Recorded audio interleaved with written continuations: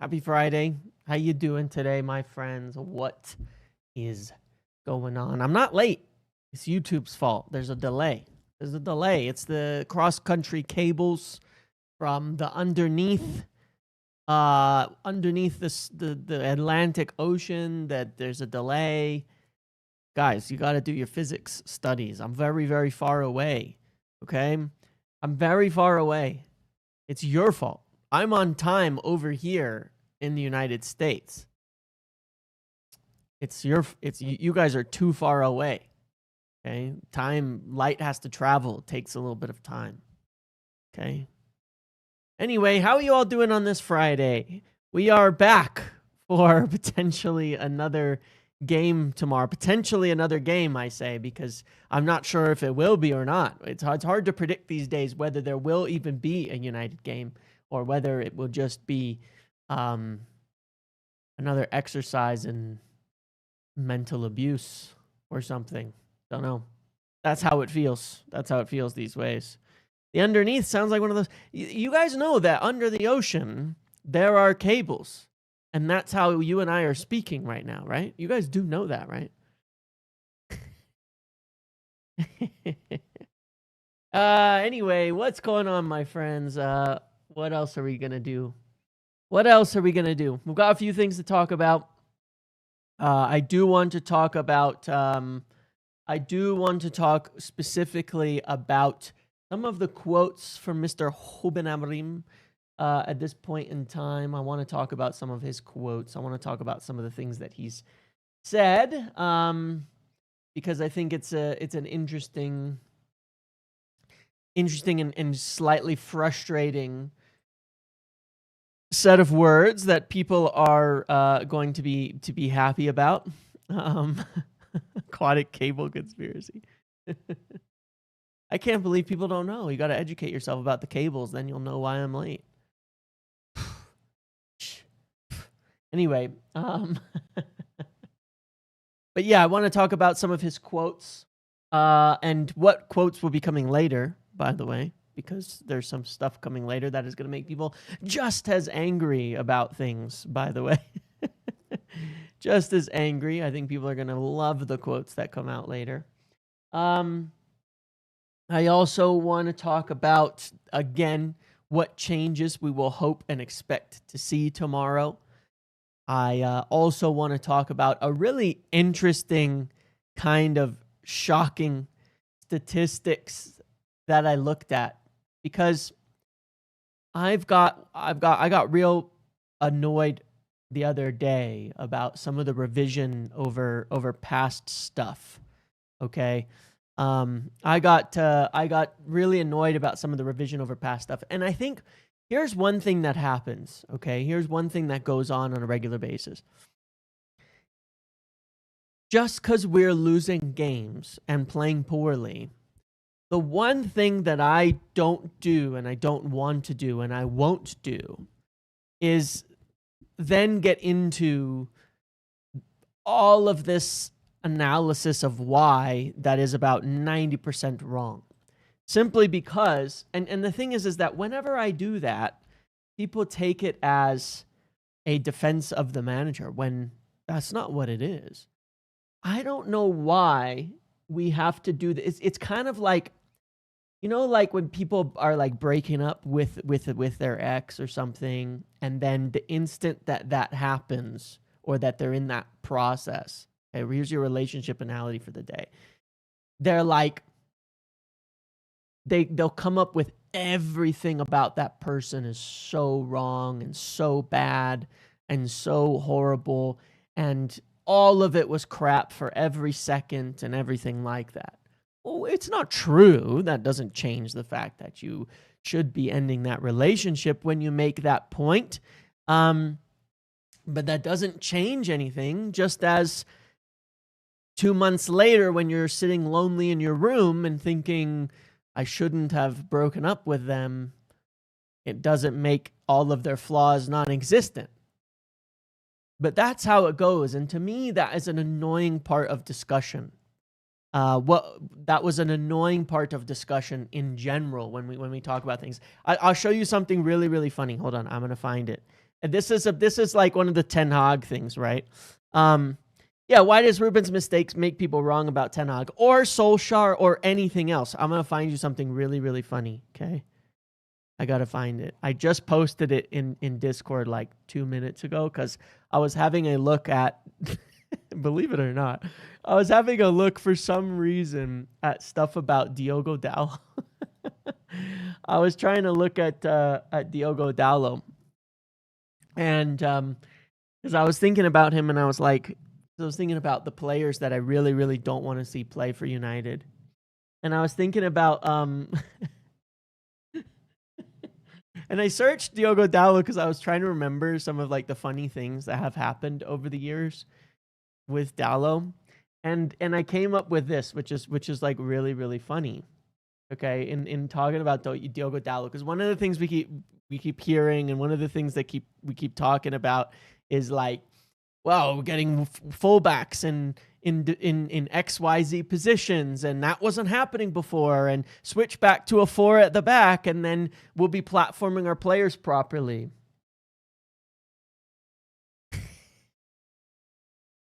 Look at this. It's so funny. This is an image from right before Ten Hag got sacked, and it says, look at where Rashford is, our biggest goal threat, and look where Dalot is. Dalot is here, Rashford is all the way back here. Dalot then goes on to miss an open net. Who do we blame for this? And if you remember, that's the West Ham game right before Erik Ten Hag got sacked.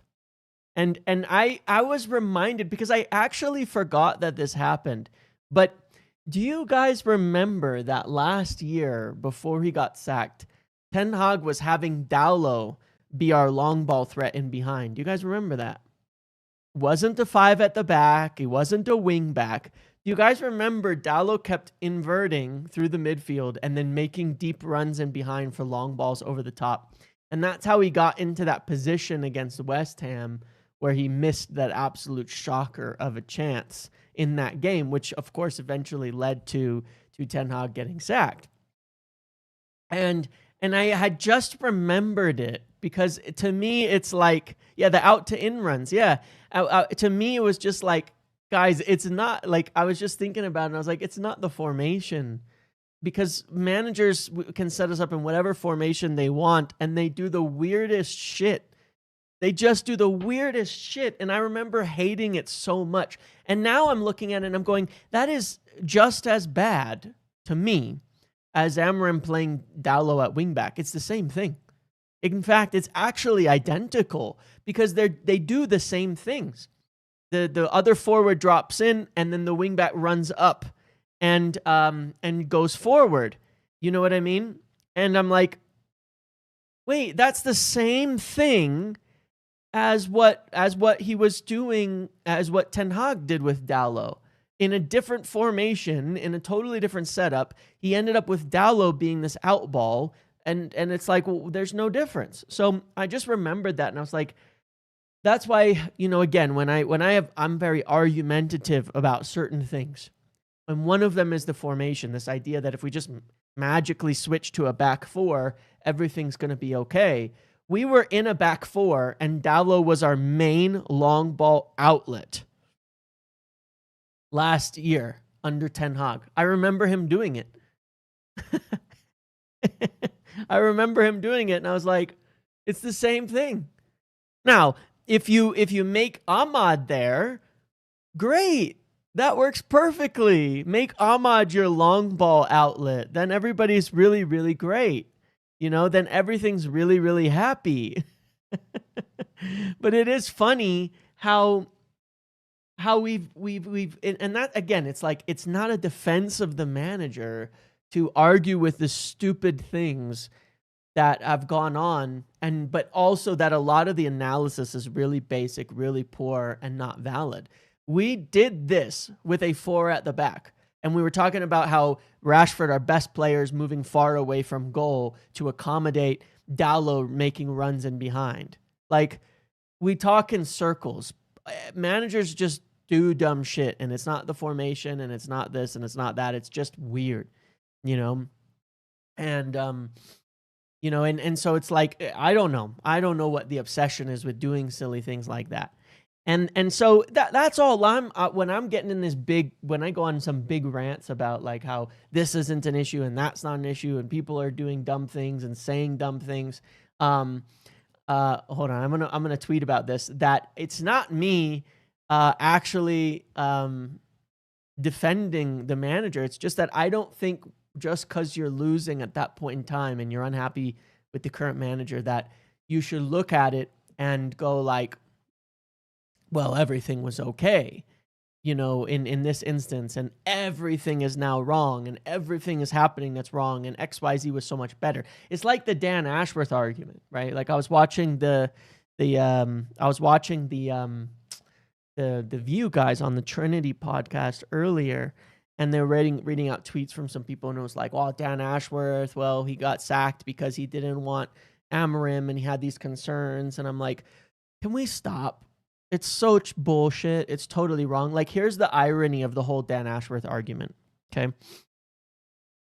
Dan Ashworth got sacked because he pushed to keep a failing manager beyond his sell-by date, kept pushing to give him more time, kept pushing to give him more time, kept pushing to give him more time, and wouldn't come up with real solutions when he knew they wanted him out.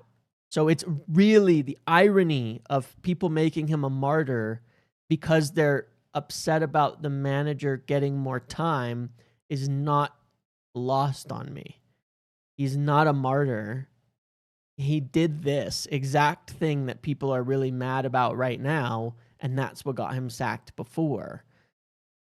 So it's that type of stuff. I think we need to keep our narratives clear, because we fall into this trap as a fan base, and then even when we make changes and things don't go well, then we're really surprised.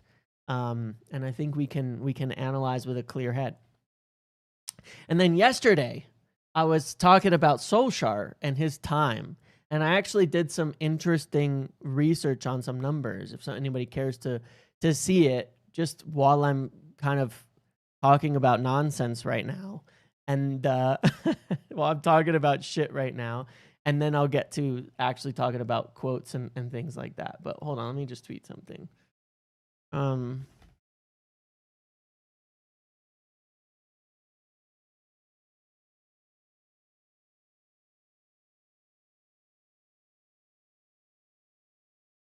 Remember when Ten Hag played Mazraoui as a 10 against Fenerbahce? Remember Ten Hag played Mazraoui as a 10 It was the day before my 31st birthday, and I remember wishing I had started drinking. It was the day before my early. 31st birthday, and I remember wishing I'd started drinking a day early. Oh yeah, we do some weird things.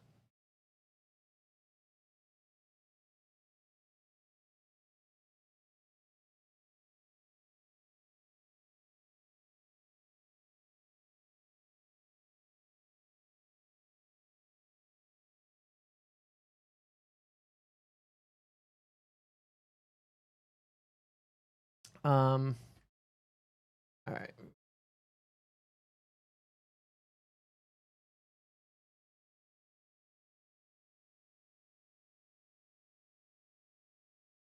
Sorry, guys.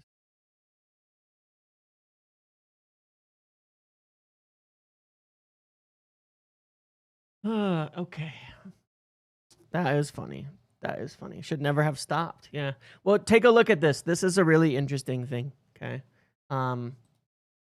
I took a look I actually just did the numbers on the time when they actually gave Solskjaer's new contract, and then he signed it a little bit later, and it was announced a little bit later. But when they actually gave Solskjaer's new contract, up until this point in the season, so when Solskjaer was made permanent manager, because he kind of joined around the same time of the year as Amorim, until this point, he had 22 games in between there, and it's actually kind of shocking. The numbers here. We'll get rid of Dalot, hopefully. No. From the time up until like this date, where we're at now, Solskjaer had 22 games. Not at the end of his career. I'm talking when he was made permanent manager through like the start of October 3rd, okay? He had 22 games, 5 wins, 7 draws, 10 losses, and 1 point per game. In the last 22, in the same kind of period, because they both came in the middle of the season and went into their first season. In the last 22, Amorim has 7 wins, 4 draws, 11 losses, 22.7% win percentage, 31.8% win percentage. This is not a defense of Ruben Amorim. What I'm talking about here and why let me hide this for a second so it doesn't pop up again next time I do it. It's not a defense of Ruben Amorim and our position and where we're at. But I said the other day, I think people really don't remember how bad it got under Solskjaer after he was given the contract up until like this same time in his first season, and how bad we started off. We had 5 wins in 22 games, all competitions under Solskjaer at this point in his first season, in the last 22 games from when he got that permanent contract. 5 wins in 22, okay, in all competitions. So when people were like, oh, it's great, bring back Ollie, it's all going to be fine, everything's going to be great, everything is okay, we're good, bring back Ollie's going to bring the vow. When Ollie joined, we had to ride out a really, really bad time during like the same time. And don't tell me he had a better squad either. Jose finished second with that team. He finished second with that team, and then that was the next season. Second, okay? Don't tell me it was a better squad or worse squad or this and that. We had a team that was driving lower and lower and lower at that time, you know? Yeah, you would never have guessed all these numbers being that bad during that period. I know. People forget. People revise memories in their head. I wanted Ollie to be sacked back then. I wanted Solskjaer to be sacked in his first season, like off the bat. I thought it was a huge mistake. I'm being honest about my opinions, okay? I wanted Solskjaer to be... I never wanted him to get the job, and I wanted him to be sacked off the bat during that first season. But what I'm saying is it's funny because I'm talking about not everybody wants this and that. I'm just saying there's all these revisions and clamor and things that happen and things that go on, and you get like people who clamor for Ollie to come back. You know what I mean? And then you look at it and you go, well, hang on a second. We rode it out with Ollie, and then it did turn around. He made it to January. We got Bruno. And from the second half of the season on, we were the 3rd best team in the league. Now, COVID also happened, and we got all this months off and all sorts of things happened that made it a bit of a weird year. Maybe we got lucky with that. But factually, it was very interesting that when under Solskjaer, we started off, we were really bad. We were actually worse than we are right now. And then it turned around and we got to 3rd. We got to 3rd. We got to 3rd. We were the 3rd best team that season in the second half of the year, and that was really, really interesting. Really interesting how that happened. So my point was just that it's not a comparison of, oh, we're going to turn around under Amorim. Like I said, it's more about the way that people revise the past, the way that people revise the things that happened. You know what I mean? We were crap. We were really, really bad. And that was rough. And that was really rough. I would much rather, signing Bruno in January changed everything. It was 5 wins in the same 8 months, man. Like, that's how bad it was, you know? It was the same thing. Like, we were actually the same as bad. March to October, we won 5 games in all competitions under Solskjaer. March until October. March, April, May, June, July, August, September, until October. So it was 7 months. We had 5 wins in all competitions during that time. Under Amorim, we have 7. It's not much better. It isn't. But I'm just saying, like, we have been here before. I think our fuses are shorter than ever, understandably so, because we're getting worse and worse and worse and worse. Year by year, we've been declining. And I'm not disagreeing. I'm just saying we have been this bad. I know people don't want to believe it, but we have been this bad. We just have, you know. We have been this bad. It's painful, but we've been in the dumps, man. We've been in the dumps. Well, Big Stu, that's a story for another day. They're talking about all of that.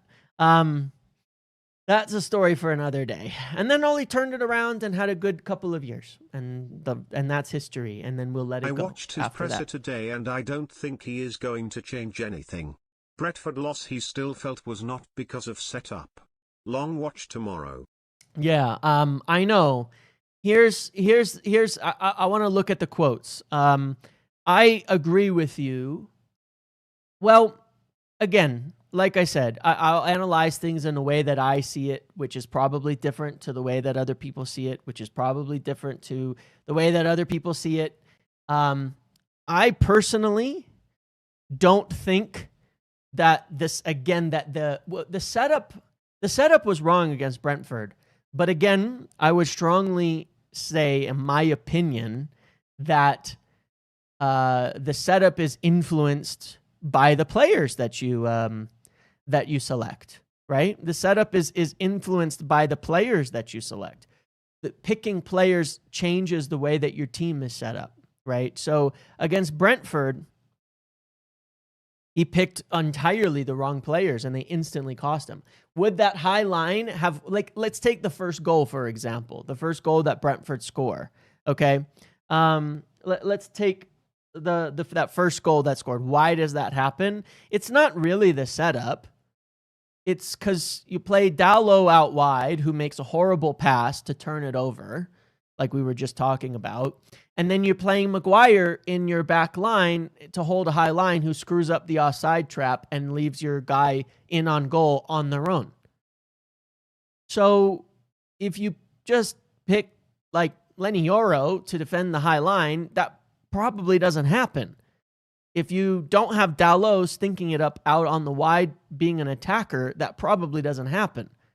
So that's where it's like, well, which is it? You know, that's his choice. That's his choice. But he made those choices. He put the players in that position. And that, to me, is the setup. That is the setup. So I think the setup was a problem, but not the principles or the ideas or something like that. You know what I'm saying? So I don't know.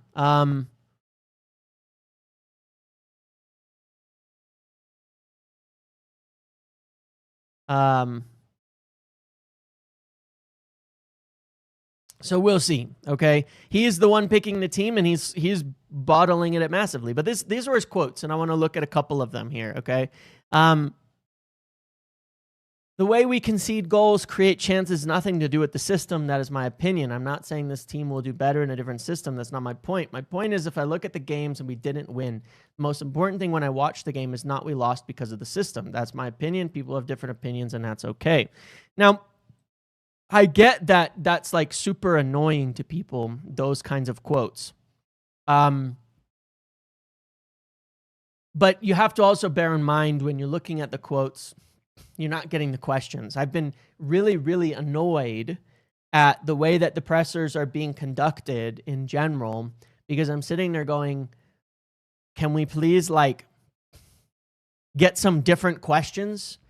Why are these guys sitting there? Apologies to any of them, because I know some of you who go to the press conferences, so this is going to sound harsh. Stop asking him that question, guys. I get it. It makes headlines and clicks and enrages the fan base to have him keep answering the same question about a system, but you know what his answer is going to be. This is like Rashford 2.0. This is like Rashford 2.0. Can we stop asking the same questions just to rage bait the fan base? Please? Can we ask different questions? You could ask questions about selections. You could ask questions about personnel. You could ask questions about why we keep not playing Sen Lamens. Even if he's not going to answer them, can we get some different questions? Because the headlines are boring, and it's just the endless, there's things we could ask that would actually be meaningful.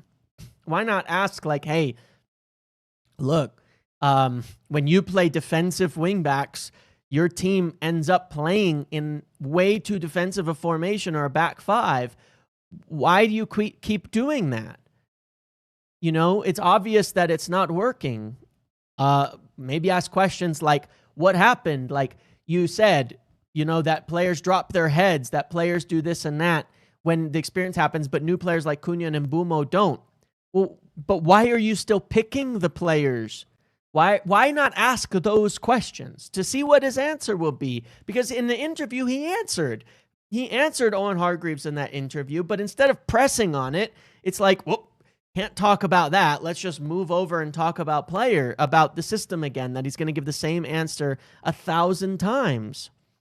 You know, why keep doing that? Ask him, follow up those comments about how some players drop their heads and give us at least something new to talk about. Please, like, I beg, just give us one new thing to talk about. And, you know, because this is boring now. Like, regardless of where you sit on all of it, it's boring to get the same questions with the same canned answers that you know he's going to ask. It was boring when it was Rashford, and it's boring when we're doing this. And it's making the pressers, like, not just useless, but, like, I'm saying that I would wish we could control, like, the club would control this a little bit more. That's my opinion. Because it doesn't do Amorim any favors. All it's doing is frothing up the fan base against him. Rightly or wrongly. That's all it's doing.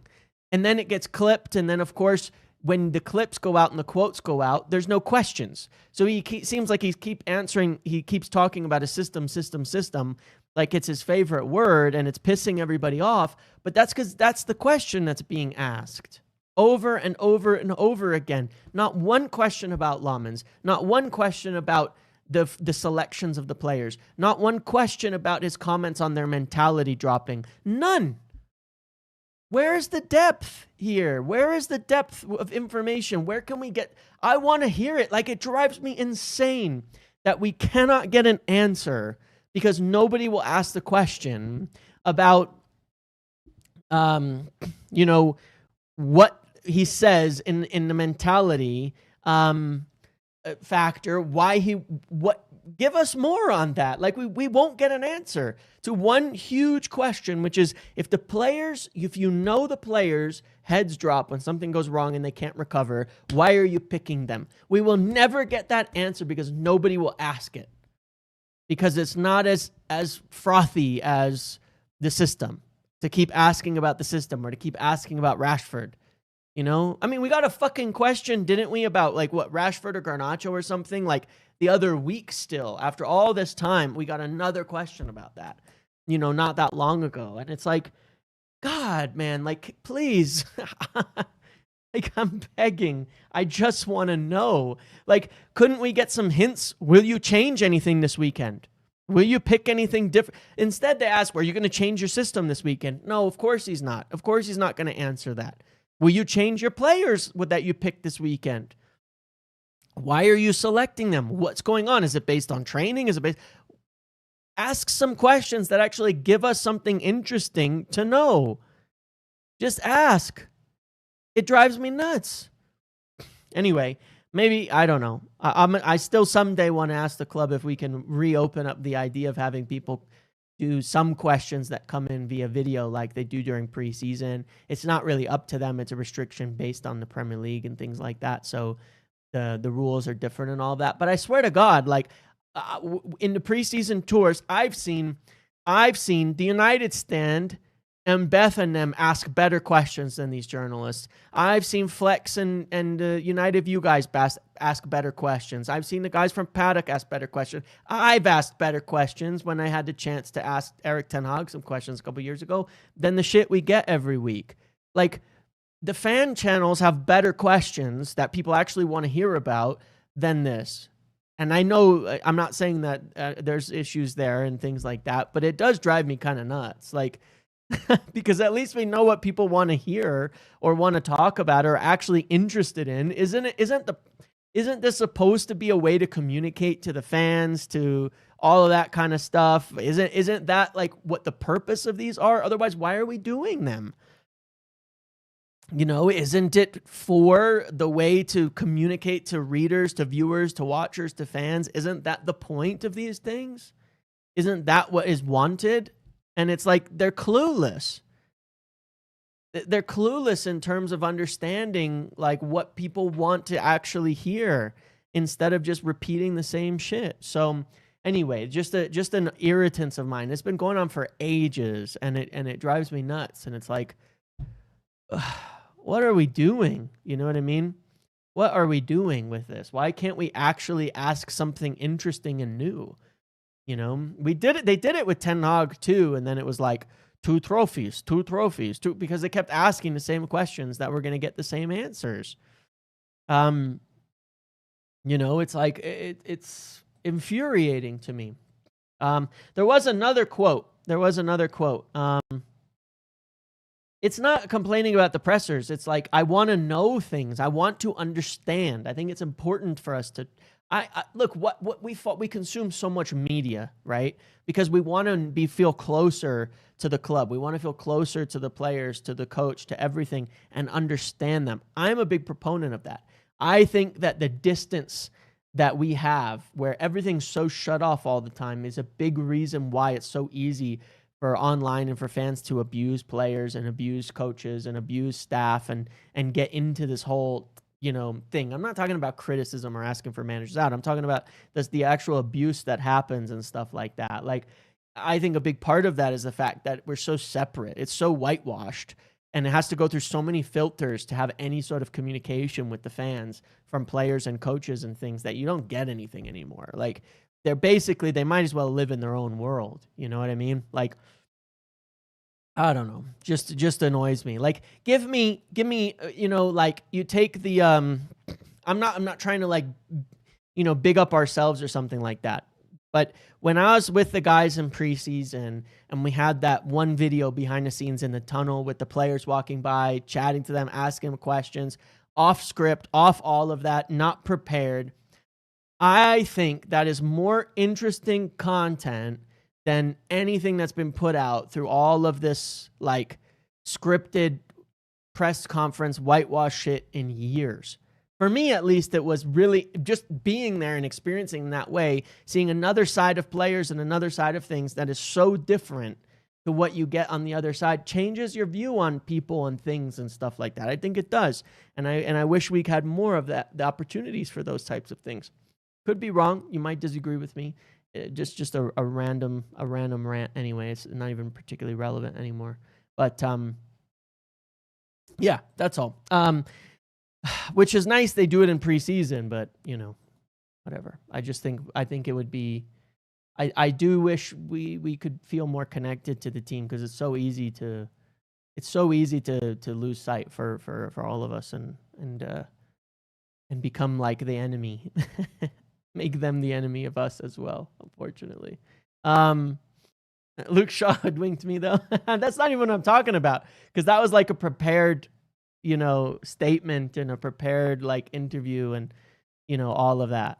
But anyway, let's take a look. Then there was this quote, okay? No, I didn't love Luke Shaw after the tour. What I did was I hoped. And I did that for everybody, to be fair. Like, I hoped everyone would have a good season. That was just the attitude I decided to take, that we would hopefully turn it around. That was it. That they would hopefully turn it around and do well. So I don't know. But here's another quote. And this is one where I look and I'm like, Ruben, please, like, look at what the words that just came out of your mouth and listen to them again. And that's this one. Okay. He says, of course, Benjamin Šeško, he says, of course, he was anxious for his first goal. The thing I like most in Ben is, even when things are hard for him with the ball, he's working hard every minute of the game. That's the most important thing in the moment.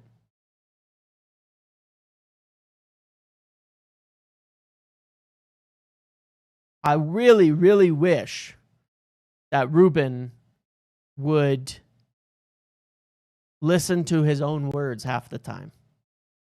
I really, really wish Ruben would listen to his own words half the time, because there's a lot of things he said, and I look at it and I'm like, hello, like, do you not realize it? The same thing with the mentality factor, the same thing with all the other stuff. What am I missing? What am I missing?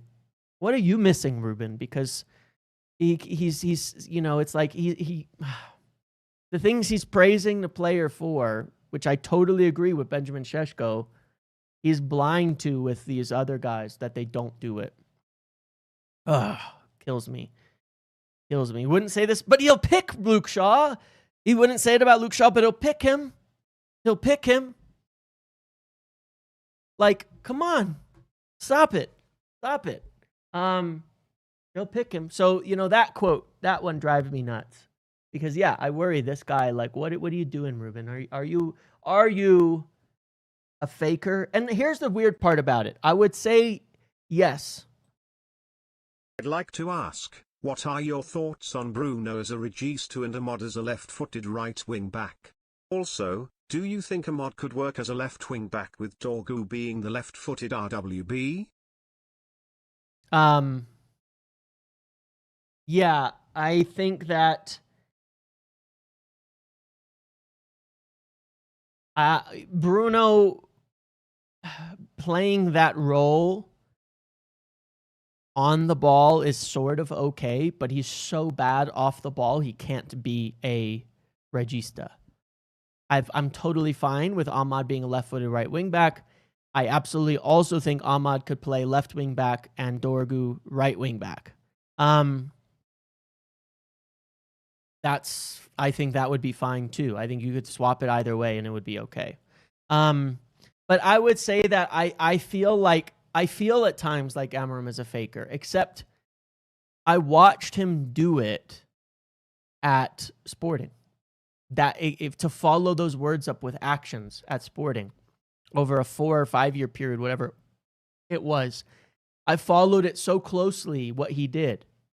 And it's interesting, the guy that I brought on my channel in the beginning, the Portuguese Sporting fan, he actually put out a video just this morning about Ruben Amorim's worst season at Sporting, where things were going to shit and they were losing a bunch of games and they fell down the table for Portugal, like where they finished was really bad, and talking about leaving and walking away and stuff like that.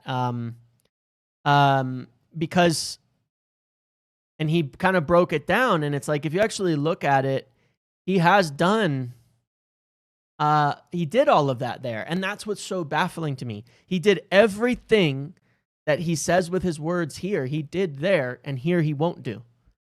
It confuses the hell out of me. It's like,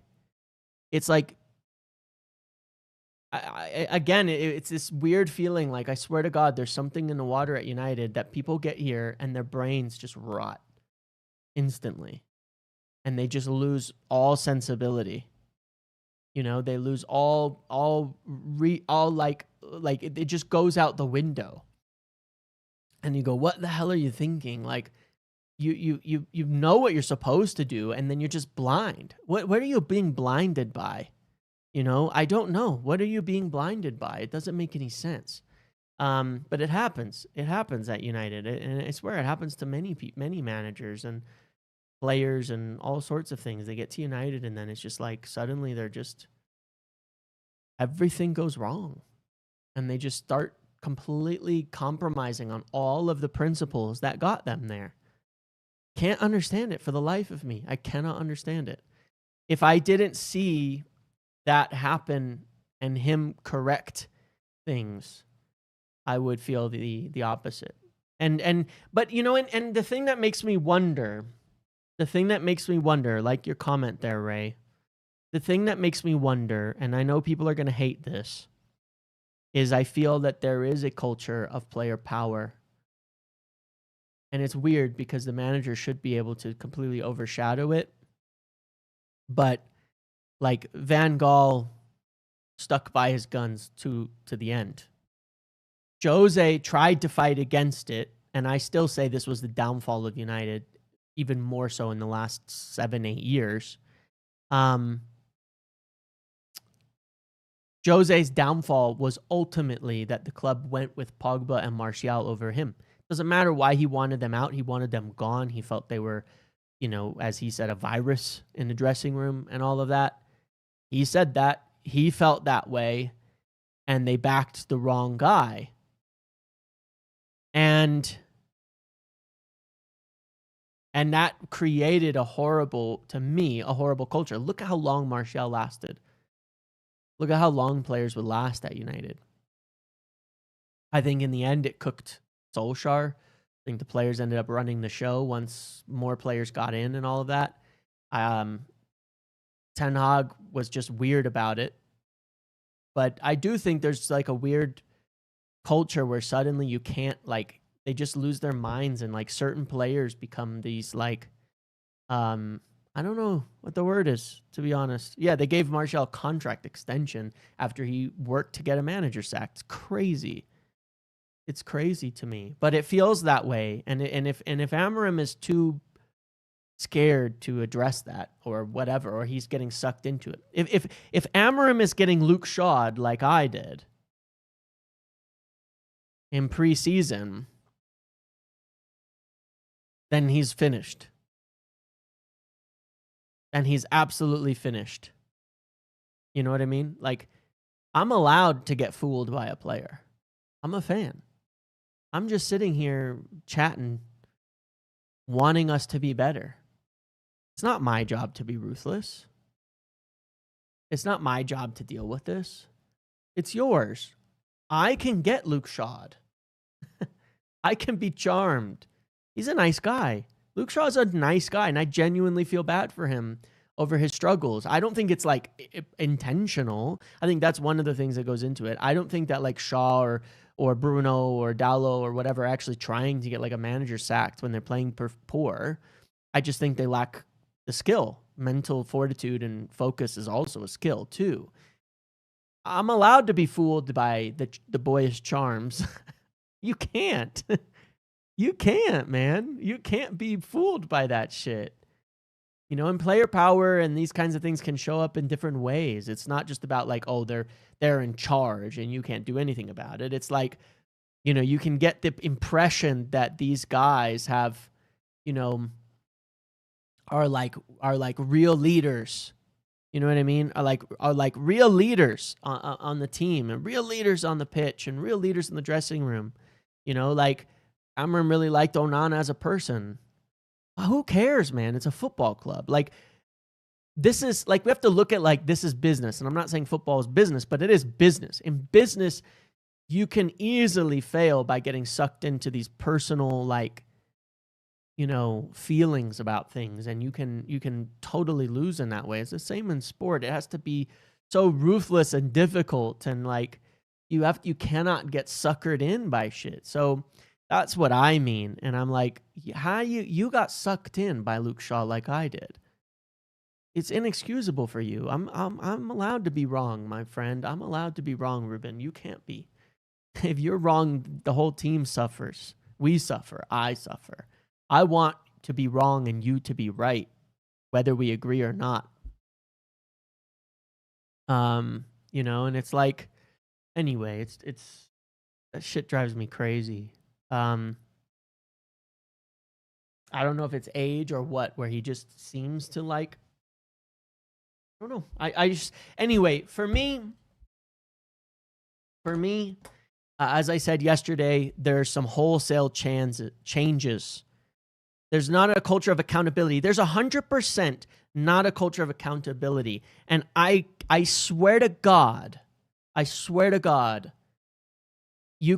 is the one thing I can say. You can say it's just the manager, and it is, because it's his job too. There is absolutely no accountability in that dressing room from players. And that is my biggest complaint with Bruno Fernandes. He is not a captain. I'm sorry, he does not act like a captain is what I should say. I really like, actually, Bruno. I think he's been a great player for us over the years. He does not provide accountability in that dressing room. And it's not just Bruno. You need more than one. The leaders in that dressing room don't exist. There is no accountability. I don't know if they think they're like motivational speakers and that's what accountability is. It isn't. Accountability is rough. Accountability can be brutal. Accountability can be harsh. And that is missing in that dressing room. And it is a player problem too. It is a player problem too. Like, if I was honestly to look at it, if I think about moments over the last some time, maybe Lissandro is somebody we're missing a lot in that department, because I do feel like when I watched him, he was a player that would actually hold people accountable. We have a huge problem in that regard. You know, I don't know what the deal is with them, but there is absolutely no accountability in that dressing room from the manager and from the players. So if there isn't, you know, and they all want to defend each other against the mean fans instead of having some accountability, then Amorim has to do it. 100% he has to do it. And that means he has to make changes. And like I was saying yesterday, this is where I'm at. Like I said, if we start a Dalot out wide, if we start a Bayindir and a instead of Lamens in goal, if we start Luke Shaw in the back line, if we go back immediately to Casemiro and Bruno tomorrow, I give up. I will give up, genuinely. I'm not going to sit and ask for a manager out and stuff like that, because it's just not, I just don't think it's healthy. I don't think it's necessary to take a stance on that. Because as soon as you do that, you're saying, unfortunately, I think what you sneak into, purposefully or not, is, well, a win keeps the manager going. So if you're out, then you're going to find yourselves at odds with the team winning. I've been there. I don't want to be there. I'm not going to call for the manager out pretty much no matter what happens, because I don't want to be in the position where I feel at odds to the team winning, especially at this point in the season. If we were heading towards the end of the season and I'm like, yeah, I want to make a change this summer, cool. That doesn't matter. Then fair enough. I just personally don't want to put myself in those shoes and push that. I just don't. And I'm not going to. You know, that doesn't mean I'm, you know, that I think it's great and that I think it's okay and all this. I'm just telling you, I'm not going to do it. All right. I'm not going to do it. I'm not going to put myself in that spot. Is it true that Anthony walked out of practice multiple times under Ten Hag? Yes. Yes, it is. So yeah, but I have those things that will make me give up hope. That will make me give up hope. This is like I'm on my last legs. I'm on my last legs with this. It's been a hard week. I'm genuinely on my last legs with this. Because my feeling is like, I really want to hope. I know that change has to happen. I know that change has to be done for there to be a change in results. That'd be an interesting discussion. Assuming Bruno, Maguire, Shaw, Cast, Dalot, that older guard all leave, who would be captain? De Ligt. For me, De Ligt. Lissandro, if he's still here, I don't know. I guess I would say someone like that, you know. But yeah, I don't know, you know. But I'll give up hope. I'll give up hope, and I'll just be like, I don't see this improving. I want to hope, man. I want to believe. Like, if we play and change the team and get a good performance and a good win, I'll have hope. I'm not going to say that I'm going to hope that I think it's all going to be okay and that everything's good now and all of that. But I want to build hope. I'm like hanging by a thread on this, man. Really, really am. I don't know what I'll do. Lenny Yoro could be someday. Yeah. I don't know what I'll do in the future. Next week, I dread it. I dread videos, podcasts, making content, things like that. I dread it if we do the same shit and we lose, because I'm just going to be like, without sitting there screaming for the manager out every game. Like, that's the only content there is to make. And I don't want to get into that. I really don't. I just don't want to. I don't want to do that. Spend the whole week making stat videos on why Amorim needs to be sacked. Like, I don't want to do that. That sucks, man. I don't want to be there. especially when, as far as we know, he's not going anywhere. You know, and so my only possibility is to keep trying to figure out like what we could do. But if we're not starting to make changes, then how can I even talk about hope for the future? Like, if we make changes, I can start to say, okay, we saw some things. Here's what we can do. Here's what this showed us. I can break it down. I can look at it. Like, fuck me, man. Yeah, speculate on January transfers we can do anyway, because that should happen regardless of the manager, for what it's worth. That has to happen regardless of the manager. Analysis on potential managers. Oh my God, not again. I mean, I can. You guys ready for the nastiest Pochettino agenda alive? Nah, but seriously, like, I can, but God, that conversation is so toxic, man. Like, that conversation gets so toxic. It got so toxic in the Poch versus Ten Hag thing back then. It got so unbelievably ugly in the discussion. And that's my problem with the manager stuff, is it gets so ugly. Like, it gets so ugly between fans. And by the way, I was absolutely right. We should have got Pochettino, not Ten Hag. But like, no apologies given, you know, years later. But no, like, I'm just saying, like, it gets horrible, man. I just hate it. Ask ChatGPT who should be the manager or who should be the lineup tomorrow. Let's see. I'm gonna ask that question and read it out to you. That's fun. We figure out some super weird content like that to talk about. So it says Amorim is sticking with his 3-4-2-1 style system. Casemiro is available after suspension. Ahmad has returned. He's under pressure to produce results, so pick a strong, balanced lineup. Goalkeeper. Oh no. Oh no. Oh no, ChatGPT is making me depressed. He says, goalkeeper, Altay by Indir. No reports suggest change. Maguire, captain, experience. Delict. Left wing back, Luke Shaw. Right wing back, Dorgu. Central midfield, Casemiro to provide stability. Bruno. Ahmad, Mbumo, and Sheshko. ChatGPT, you're a fraud. You're a fraud. You're a fraud. You're a terrible manager. ChatGPT is not qualified for the position. ChatGPT out.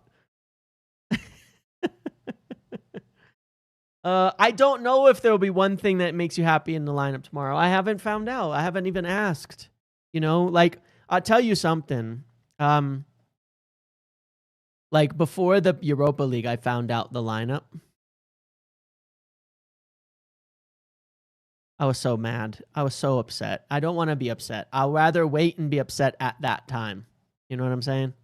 I'd rather wait and be upset at that time than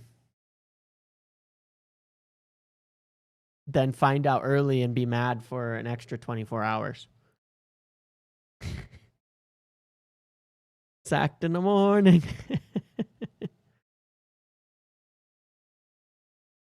Somebody says Lenny and someone out there is saying that Lenny and Lamens are starting, just so you know. I can't confirm that, but someone out there says Lenny and Lamens are starting. That would be a good start for me. Someone out there says it. You can find it yourself. They might be legit. It might be a legit leak. I don't know, man. I can't confirm that. I'm just looking at some stuff that's been sent to me and like, is it? Is it?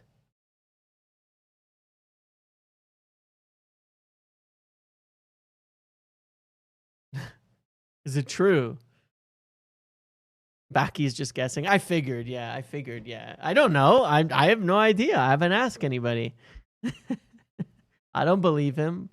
I'm just saying, you're going to have to at least take that guess as pure copium and hope that it's true, that his guess is right.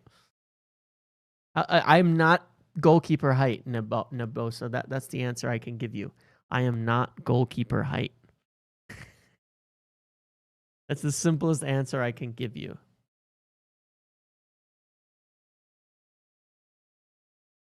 Yeah, this is the best game to give Lamans a chance. So you throw him in at Anfield away, then you're really screwed.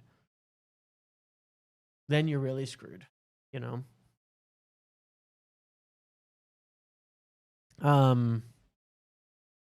But yeah, man, this is it. This is my last shred of hope. I hope he doesn't let me down. Lineup comes out for me at 6:45 in the morning. I will be live at 6:30 in the morning for the game. For the pre-match live, my time. So that's, you know, whatever that time is over there. 1:30, I think it is in the afternoon. I'll be live. We'll do our pre-match. We'll watch the game immediately after. We'll do the post-match chat with speakers and all that. I have to keep that to about an hour and 15 minutes so I can go to my son's game afterwards. But yeah, so we're going to do the lineup vote here in a sec. Lineup vote here in 1 second to see what you guys think. Compare it to mine. As another reminder, I have my merchandise arriving today. So tomorrow, I think it's arriving today. Today or tomorrow, I will be wearing the new stuff. You can check out the link to the merchandise below. In addition, check out the shop, see what you want to get. I might do a giveaway competition with the bald Rooney doll, but yeah, you can get all new merchandise and things there. In addition, we've got one game tomorrow. Instead of the usual fantasy game, we're doing a prediction game over on Big Up for this game against Sunderland. Predict the score. That's it. Simple prediction. Hey James, been so swamped with work, which helped me from United madness. Saw your video on changes suggested to Amorim. Tomorrow is my last straw with Amorim, not because of the system but to see if he changes players. I'm right there with you, Angie. Right there with you. 100%. I'm right there with you. That's how I feel as well. It's my last. Yeah, we're going to do the prediction and vote in a second. But there's a score prediction over there. That's the game that's being played this week. Costs $1 to enter. If you get the score right, you win 25. That's it. Multiple people can win. Multiple people can get it right. $1, you can win 25 over there. So the link is below to play that game. You do have to be in the UK or Spain, but $1 in, and you can win 25 back just for predicting the right score, and there can be multiple winners. So head on over to play that game. I'll be entering my score and my prediction in the morning before the game as well. But yes, you can use the link there, and obviously that's where we'll be doing the watch along tomorrow as well. Let's get to the lineup. Here we go again. Let's see. What do we want, my friends? Let's end the poll. How many of you voted no? Oh my God. 29% said Shaw, Dalot, and Bayern Dizzle in. What's wrong with you guys? 25% people hate Manchester United, confirm, and want us to lose every game. All right. We start as striker, Sheshko, Zirk, Z. Or do we go Cunha up top so we can get Mount into the... What are we doing? I think this is an easy vote. I think this is an obvious one. We kind of all know what we want in some areas.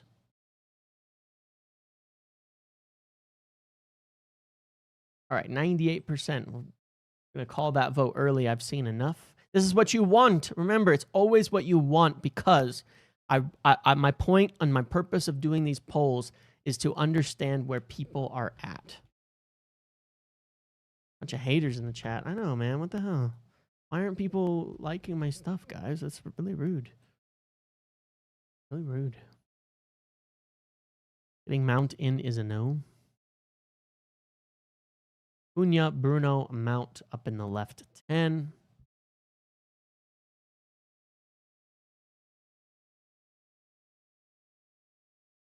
Cunha's winning that one pretty handily. Stop the count. I think we all want to see the front three, right? I think we all want to do the right 10. Mark Zamet, welcome to the Pro Muppet, my friend. Thank you for joining. Thank you for being a part of this movement. I'm assured that Gareth Southgate is not in line for the job if it becomes available. I mean, I've told you guys that 1,000 fucking times. I'm so tired of the gaslighting crap tier journalists trying to stir up shit to froth the fan base into anger over this. Southgate is not, and never has been a serious candidate for United. He's been suggested by some people, and they say no, and that's it.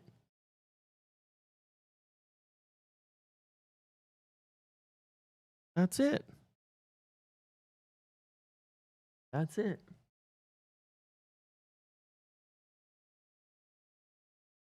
Good Lord. God, it makes me so mad. Like, even the thought of Southgate being at United makes me mad, man.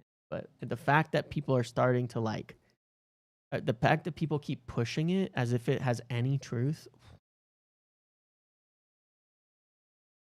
makes me mad. Makes me absolutely livid. Livid. Livid. All right. To go.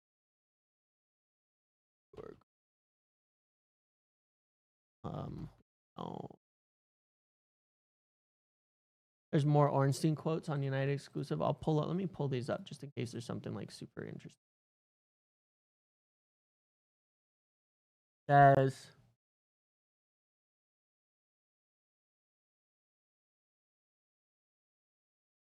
Manchester United players are mainly with him. They believe that there's an acceptance when they concede a goal. They're not doing what they've been set up to do by him, and maybe it's psychological and mental issue. Drop the fuckers. Just drop the fuckers. Just drop them. Drop them. It's that simple. I'm getting turned into Trump again with the hands. It's that simple. Drop the fuckers. Drop them. Drop them. Drop them. It's not that hard. Drop them. If they're not doing what you set them up to do, drop them. Drop them. I'm gonna lose it over this. I know. Drop them. Hold on.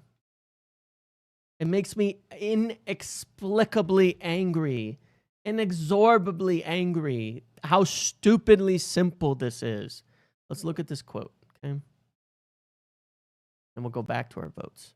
The Manchester United players are mainly with him. They believe in what he's doing, but there's an acceptance that when they concede a goal, for example, they're not doing what they've been set up to do by him. Maybe it's a psychological or mental issue. Fucking drop them. Drop them. Just get rid of anybody who's doing that. Just drop them. There's no other answer, man. It's that simple. Like, holy shit. It's not that hard. Playing football isn't that hard. If they can't follow basic instructions, then just drop them. Just get rid.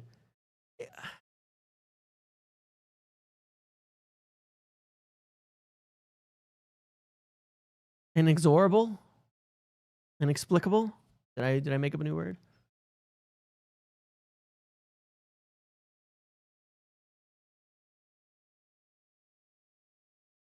And that's the players, by the way. That's the players. That is sourced via players and their feelings, indicating that they know they're screwing up.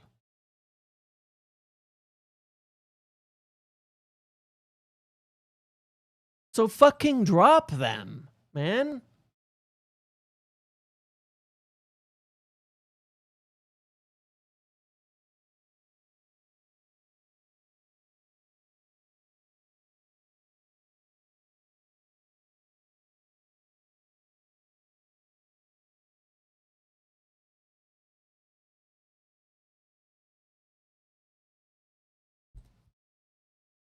Drop them. Where? That's up to you, but drop them. It ain't that hard. Hold on, I need to retweet the thing on the Southgate because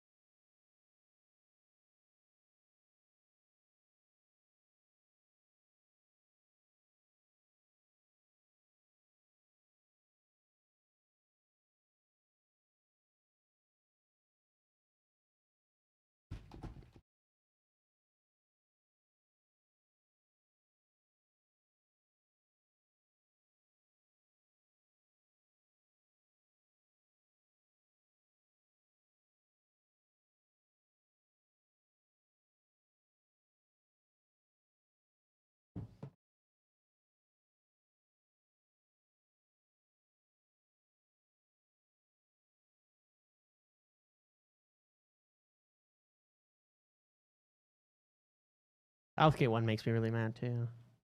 Southgate one makes me really. This is wild, but maybe we should just drop them. Yeah. United players with mentality issues? Same old shit. Yeah, I know.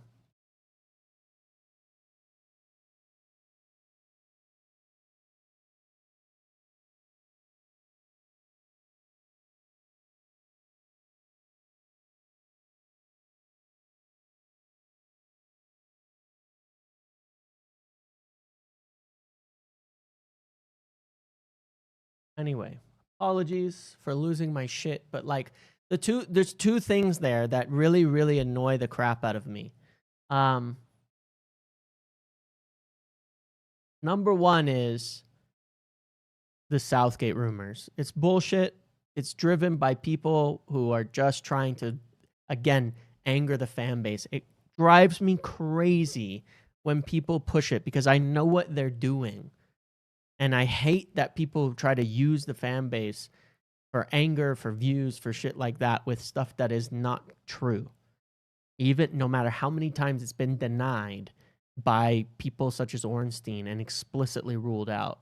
I mean, I've been denying it for 2 years, man. 2 years I've been saying this is not real. It's not real. It's not real. It's not real. I know it's not. So why do we keep doing it? Why do we keep doing it? Why people keep running with it and why people keep believing it? Just stop. Just stop. Stop listening to anyone who runs that shit. Like, don't let them get away with saying more and more bullshit. Just crazy. It's just crazy. Kills me, man. Anyway, and then the second thing is this thing, like you say there, James Hinton. Does not dropping them feel so weird? He was dropping Rashford, Garnacho, Anthony ruthlessly when he first got here. Now he won't. Is he blinded by seniority? Maybe. You know, we had a discussion last year about a while back about. You remember when we were talking about the high line? Okay. And this is what bothers me about some journalists as well. When I remember this whole thing in Ten Hag's second season about how the back line kept dropping too early. And it would open up this huge space in the midfield, okay? It would open up this huge space in the midfield. And then you had constant defense of Ten Hag saying, well, the players aren't listening to him. The players aren't listening to him. The players aren't listening to him. And I kept saying, okay, cool. Well, then if they're not listening to him, drop him. But he won't. In fact, he dropped Rafael Varane, who was the guy who was the only guy who could hold a high line with pace. So it shows quite the opposite because he kept picking like old players like Johnny Evans and stuff that clearly can't play a high line. And I was like, this is just like, it's just silly. Like, it's just silly. It just drives me nuts because if you as the manager, if players aren't listening to your instructions, your recourse is dropping them. And if you don't drop them, if you don't sub them, if you don't take them off the pitch, then you must, then you are tacitly approving the way that they are acting and the way that they are playing. If you do not drop them, you're saying what they're doing is okay. And then you're at fault. And then no one will ever be able to differentiate between your tactics and what's going on the pitch. And that's it. And so you open yourself up to all of that. So whatever. Let's move on. Back to the vote.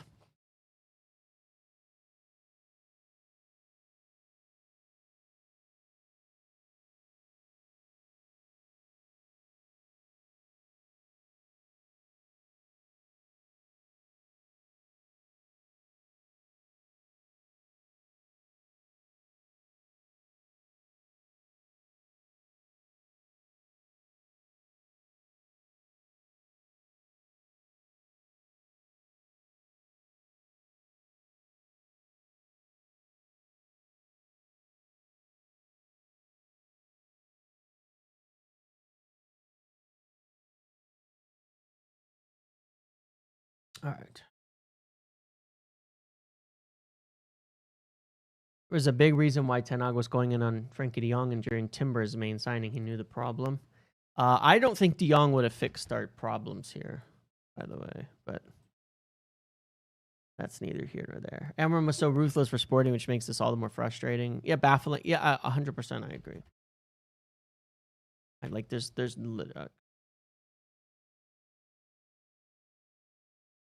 is that an indication he will start tomorrow? Lamans is in the Belgian squad. I don't know. I don't think that means anything, does it? Well, we got distracted, Boylo. We got distracted because we were talking about other shit. All right, Ahmad, everybody's smart here.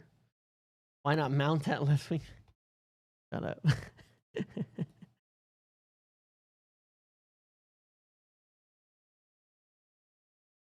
Let's go left CM.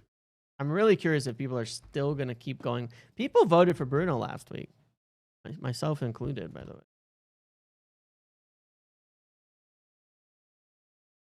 I'm curious if people are finally going to switch back again. We've gone from back and forth, and now I think this is probably going to be the heaviest vote against Bruno we've ever seen because it's just not working.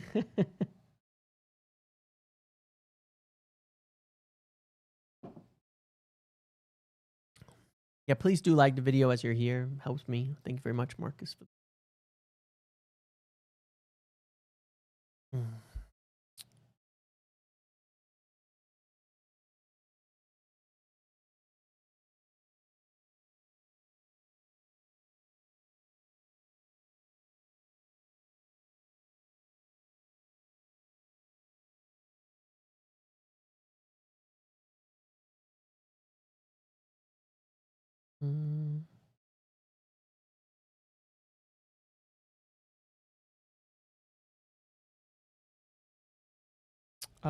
Sorry. All right, Kabi Menu. You guys want to see Kabi? Lobster. Cavarino. That's like the heaviest vote in that direction that I've seen.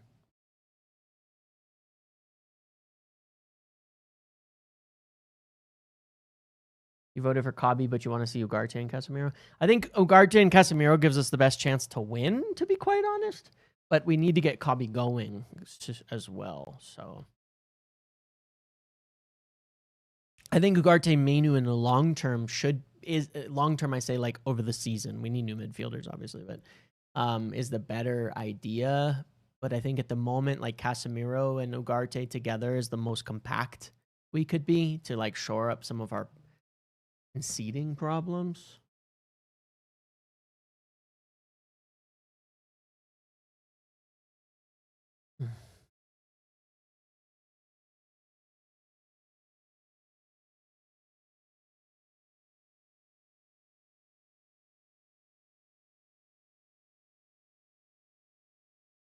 Issues their lack of height. I mean, Bruno doesn't bring any height and certainly is worse in the air than Kabi. Kabi's okay in the air. He's not great, but he's better than Bruno in the air. What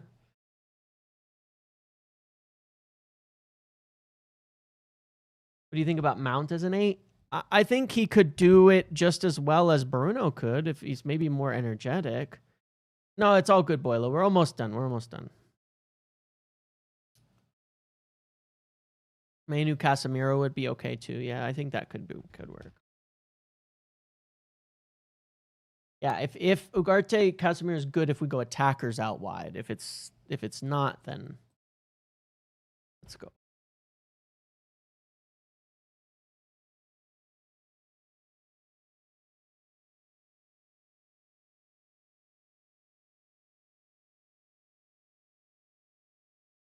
Can't put Cass in the team. I hear what you're saying about the 3 times Casemiro doesn't play, and I get that, but I think that it doesn't look at all the other factors in the team. And again, while it's technically true, if you're going to play Bruno, Casemiro is his best partner. But that needs to stop because that hasn't been great either. I don't know.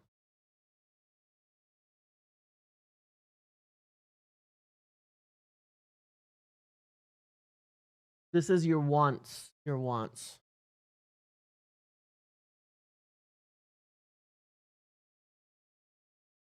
what you want.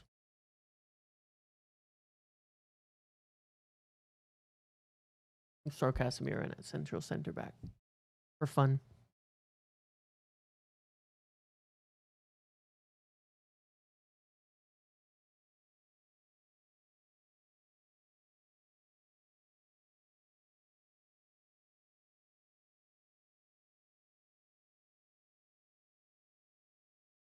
Someone voted for Shaw.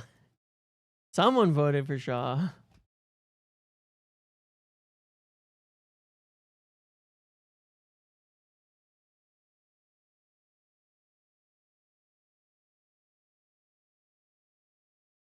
We did try Casemiro at center back. I don't think it went very well, but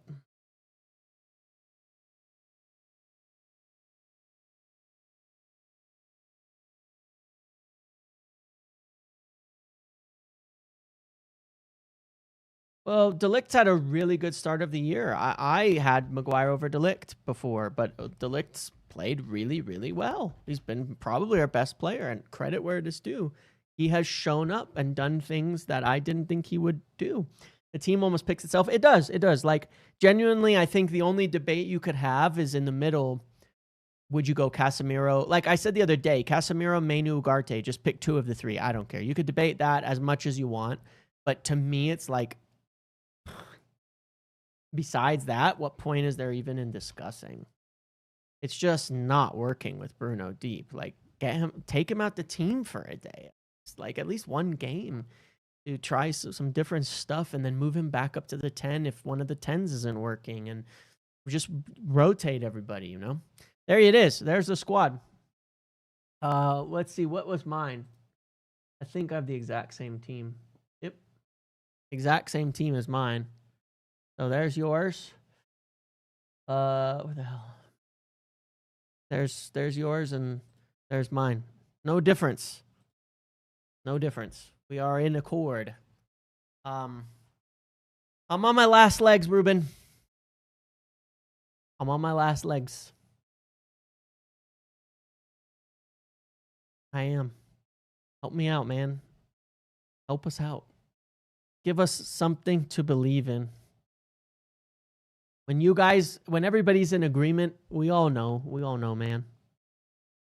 We are also aligned. Like, the votes weren't even close. That was probably the most clear-cut vote we've ever done. In years. Literally years. Like, long time.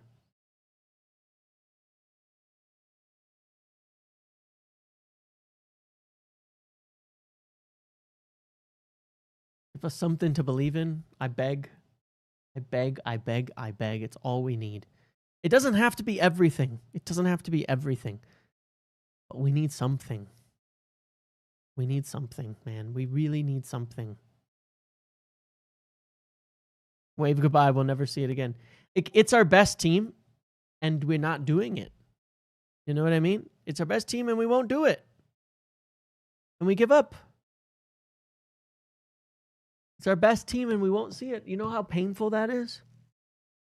Like, it's staring you in the fucking face, man. I think he'd be sacked if tomorrow goes like Watford. Yes, I don't think a loss means he's sacked. I really, really, really, really don't. The performance does matter. If we get destroyed at home by Sunderland, I think they'll go reactive and they will sack him. I think if we put in a good performance and all of that and don't get a win, he won't though. All right, guys, I'm going to end it there. Thank you for the rest. Thank you for your time today. Thanks for hanging out with me today. I will see you all early in the morning. Check out the preview that I did earlier. Check out some of the other things I've posted. Check out the game. You can go submit your scores. $1 to enter. That's it. Okay. You can win 25. Check out this. Submit your predictions in that below. I hope to see you over there on Big Up and watch the game. But I also hope to see you in the morning.